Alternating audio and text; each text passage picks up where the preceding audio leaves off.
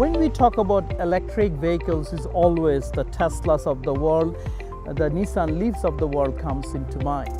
But this tiny electric vehicle running on about 12 volt, 43 watt hour, traveling for about 20 minutes. Yes, we worry about the range as well, but the 20 minutes this little guy can make a big difference. Whereas a 43 watt hour, it's like a 40 watt light bulb for an hour, or a small 20 watt solar panel generating that in 2 hours.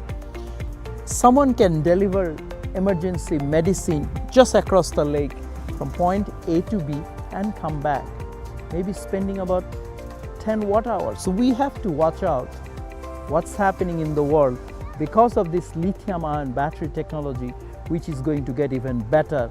And this sort of electric vehicle is going to pop up in any different form, whether it's on air, whether it's in water, as in electric boats.